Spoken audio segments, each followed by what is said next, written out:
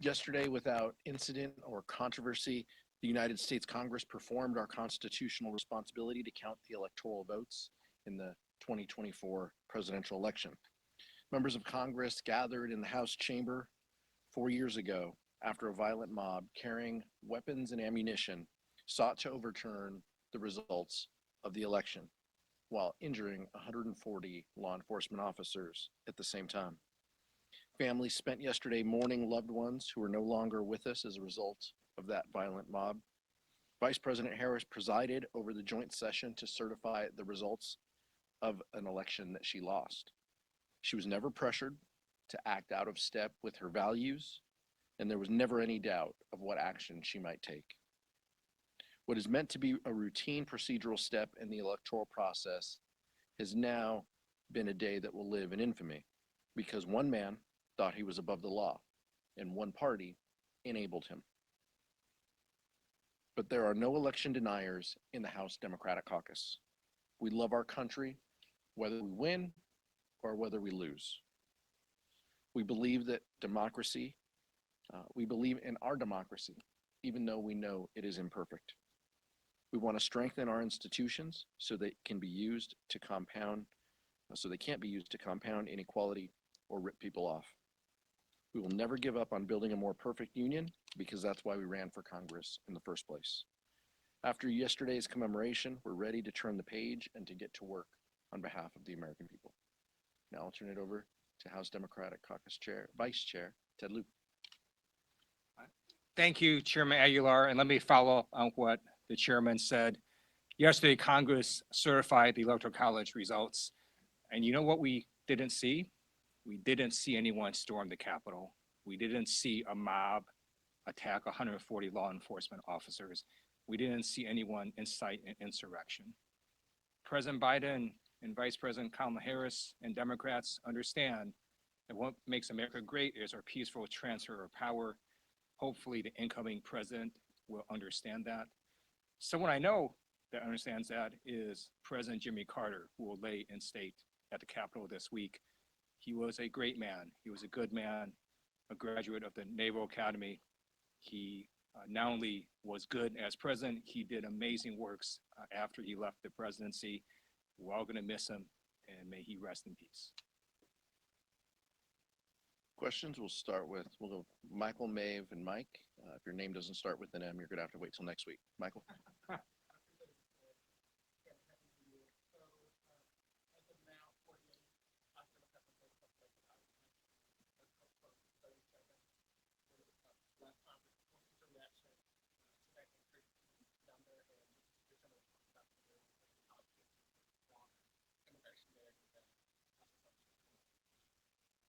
Look, it's very clear that House Republicans are going to push an anti-immigrant agenda. There are serious flaws in this bill. It did not come up before the Judiciary Committee. This has not gone through the normal traditional process.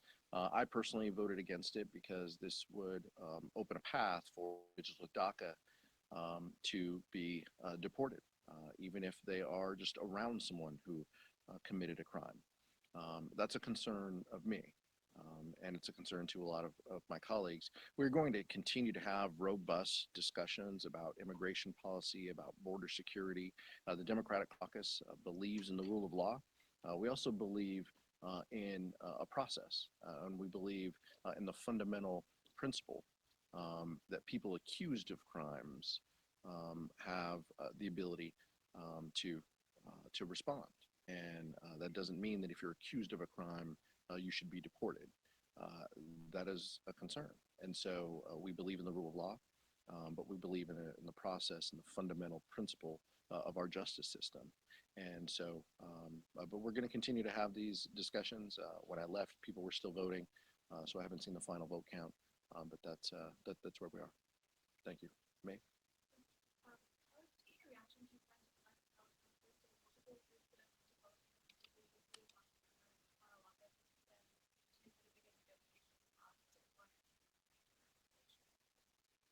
Yeah, look, I mean, Donald Trump is going to have a lot of press conferences. He's going to say a lot of things, and some of them are just going to continue to be crazy.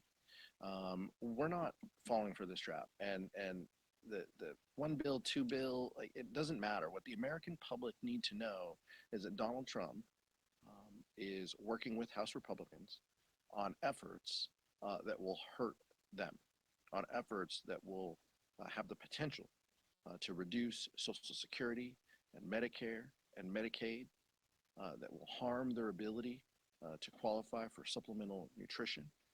They've talked about eliminating Head Start, the Department of Education. I mean, the list goes on and on and on. And what they are talking about is they're huddling behind closed doors. They do not believe in transparency. They are trying to cut a deal, just like Speaker Johnson cut a deal to have his gavel. They're trying to cut a deal to hurt the American public. That's what this is about.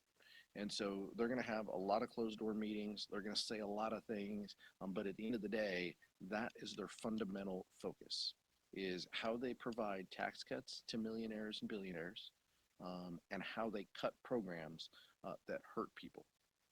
That's all they're trying to do. Sure. I agree with Chairman Aguilar. I don't think their procedure matters, whether it's one bill or five bills. I think the standard that the American people are going to see is, does this bill help their lives? Does it make the economy better? Does it lower prices?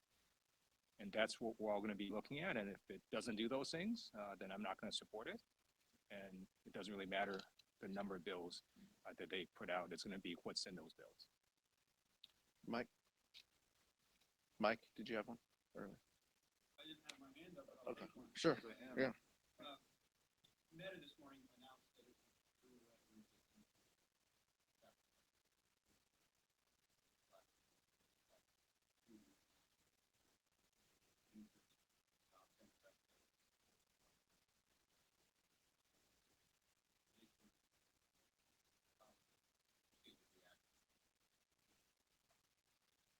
Well, taking the meta piece, out of it, and just saying broadly, misinformation, disinformation continues to be a concern of the Democratic caucus. It continues to be a concern of members on the Energy and Commerce Committee. We're going to have some robust debates, but what the American public need to have certainty behind the information that they see, or it needs to have a disclaimer that this is some news outlet that is making things up. I mean, that is the concern that we have. But it's clear that in this Donald Trump era, companies are paying attention, and they're paying particular attention that the incoming administration does not care if what you spread is truthful or not. And that should be a problem to all of us who care about a free press, who care about honesty, integrity, the rule of law, and in trusting the information that you're reading, while navigating the complex world that we live in, that people are getting their information from a variety of sources. That's the world that we live in. Yeah, look, the Energy and Commerce Committee thinks they have a role over everything, and so I would imagine in that room you're going to hear robust discussions on what they can regulate and what they should be regulating from people on both sides of the aisle, and what that looks like. Nick, then Scott. It's a new year, Nick. I'm starting off on a good foot. I wanted to ask about immigration. Republicans look like they try to do a lot of their own thing, but what do you see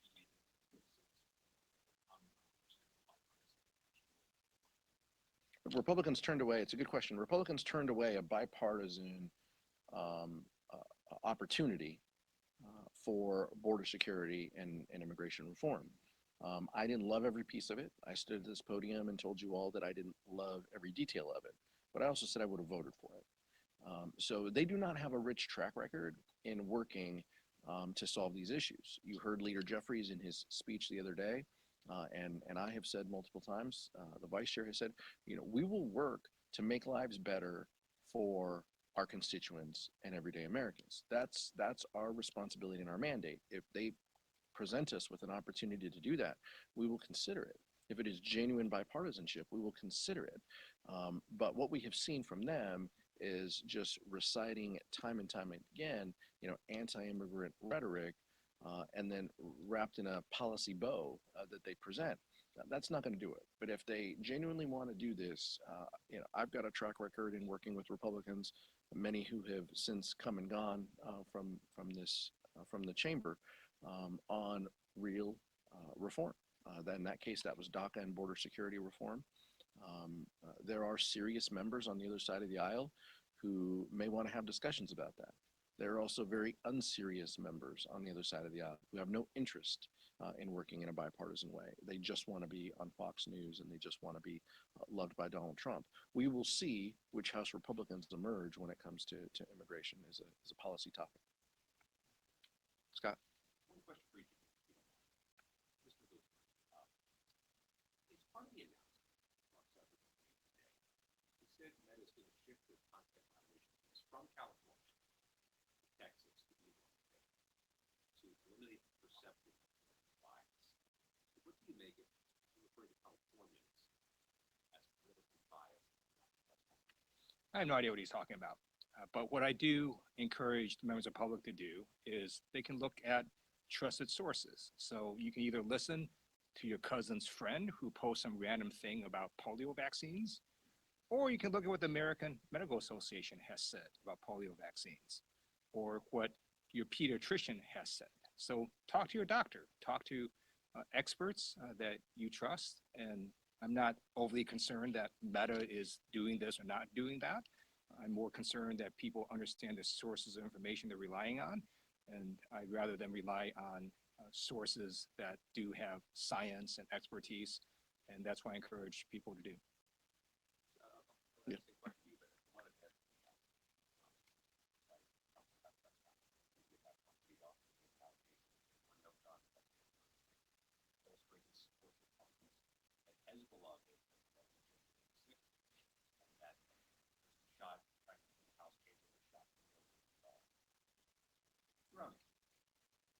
How do you respond to what seems to be rewriting? This is not new for Donald Trump. He is trying to rewrite history and suppress the truth. That is exactly why he does not want the special counsel's report released down in Florida, and it is exactly why he continues to spread lies about January 6th. But let's talk about the weapons that were on campus on January 6th. People were arrested with bear spray, and people were arrested with tasers and brass knuckles. People used flagpoles and fire extinguishers to beat police officers. There were documented cases where AR-15s were brandished downtown. There were collections, as we heard testimony in the January 6th committee, collections, mounds of things that Secret Service would not allow into the area around the former president's speech when he was near the ellipse. That's what was happening here 4 years ago. People were bringing weapons. There was also a cache of weapons found in a car, earlier in the day, as we know, and was publicly reported. Our report, as well as the Department of Justice reports, continue to show the amount of guns and weapons that were in the DC area and on campus and in the building by these violent intruders. Now, the president can say anything he wants. He's entitled to do that. He's not entitled to his own set of facts. And so that's on us. That's our responsibility to continue to provide that information to the public. And whether it's Donald Trump or Barry Loudermilk or Mike Johnson, we're not going to allow anyone to rewrite history or have their own set of facts. Donald Trump does this all the time. He tries to convince you, what you were seeing did not happen. And he's doing this time and time again. The American public, our job is to give the American public our perspective and the truth as we lived it and as we see it.